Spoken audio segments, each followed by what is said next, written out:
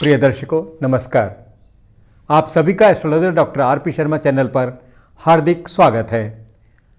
आज हम इस वीडियो में रुद्राक्ष के महात्म्य के बारे में विस्तार से चर्चा करेंगे, लेकिन उससे पहले कृपया आप हमारे चैनल को सब्सक्राइब करें और बेल आइकन को भी दबाएं ताकि आपको समय पर नोटिफिकेशन मिल सके।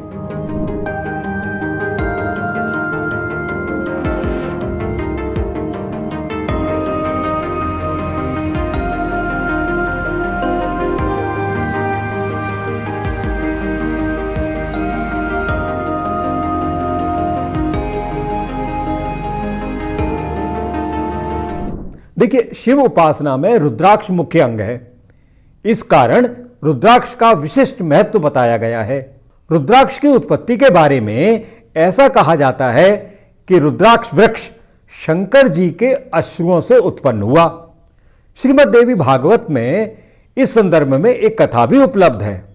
एक बार आशुतोष भगवान शंकर ने देवताओं और मनुष्यों के हित की भावना से त्रिपुरासुर का वध करना चाहा और 1000 वर्षों तक तपस्या की तथा अघोरास्त्र का चिंतन किया। भगवान की आंखों से अश्रु बिंदु गिरे।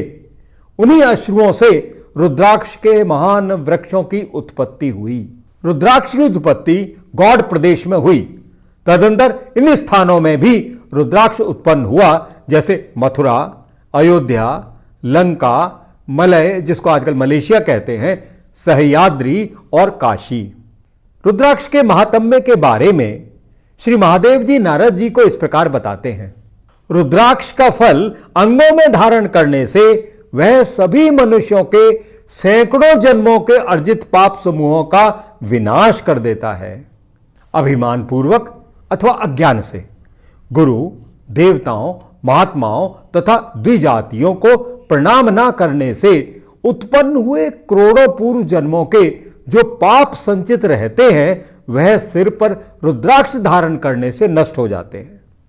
लोभ से, असत्य भाषण तथा उच्छिष्ट आदि पदार्थों के भक्षण और सुरापान से होने वाले करोड़ों जन्मों का जो पाप होता है वह कंठ में रुद्राक्ष के धारण करने से विनष्ट हो जाता है। दूसरों के धन का हरण करने, दूसरों के शरीर पर अत्यधिक चोट पहुंचाने, स्पर्श पदार्थों का स्पर्श करने तथा निंदित वस्तुओं का ग्रहण करने से करोड़ों पूर्व जन्मों का जो पाप संचित रहता है वह पाप हाथ में रुद्राक्ष धारण करने से नष्ट हो जाता है। निंदनीय बातों को सुनने से पूर्व जन्मों का जो संचित पाप होता है वह कान में रुद्राक्ष धारण करने से विनष्ट हो जाता है।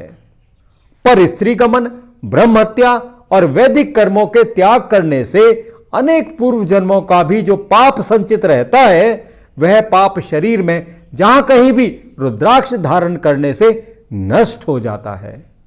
रुद्राक्ष से भूषित व्यक्ति को देखकर जो मनुष्य उसे प्रणाम करता है वे सैकड़ों पाप करने पर भी पाप से मुक्त हो जाता है। रुद्राक्ष धारण करने वाला मनुष्य देवताओं में पूज्यतम साक्षात दूसरे महारुद्र की भांति पृथ्वी तल पर निर्भय होकर विचरण करता है। जो मनुष्य एक भी रुद्राक्ष धारण करके भगवान शिव, भगवती परमेश्वरी अथवा भगवान विष्णु का पूजन करता है वह भी शिव सायुज्य प्राप्त कर लेता है। जो मनुष्य बिना रुद्राक्ष धारण किए अज्ञानवश कोई भी पितृ अथवा देव कर्म करता है उसका फल प्राप्त नहीं होता है और वह कर्म भी व्यर्थ कहा गया है। जो मनुष्य रुद्राक्ष की माला से शिव तथा दुर्गा के मंत्र का जप करता है वह महादेव की कृपा से स्वर्ग जाता है। बिना रुद्राक्ष के काशी गंगा क्षेत्र अथवा अन्य तीर्थ क्षेत्र में कभी भी कोई धार्मिक कर्म नहीं करना चाहिए। जिस मनुष्य के घर में एक मुखी रुद्राक्ष रहता है उसके घर में भली भांति स्थिर होकर लक्ष्मी निवास करती है।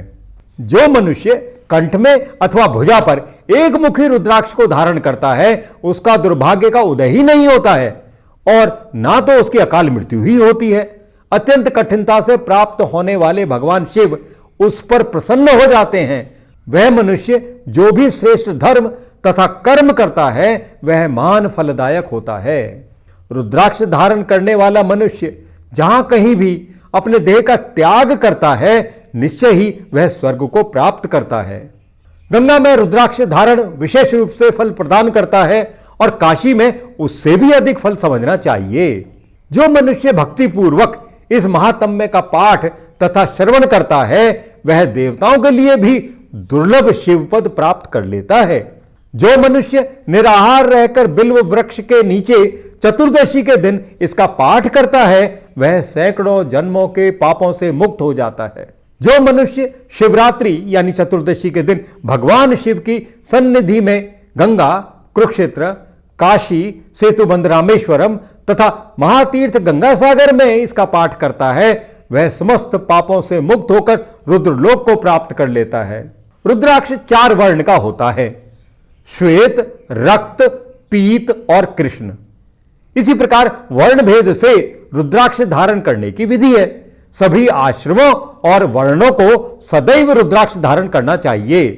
ग्रहण में तथा मेष, कर्क, तुला और मकर संक्रांतियों में तथा अमावस्या, पूर्णिमा और पूर्ण तिथि को रुद्राक्ष धारण करने से संपूर्ण पापों की निवृत्ति हो जाती है। पूर्ण तिथि का अर्थ है पंचमी, दशमी और पूर्णिमा। अगर आपको यह वीडियो अच्छा लगा हो तो इस वीडियो को लाइक और शेयर अवश्य करें और भविष्य में रोचक और ज्ञानवर्धक वीडियोस को प्राप्त करने के लिए हमारे चैनल को सब्सक्राइब भी करें और बेल आइकन को भी दबाएं ताकि वीडियोस का कोई अपडेट आपसे मिस ना हो। ओम नमः शिवाय।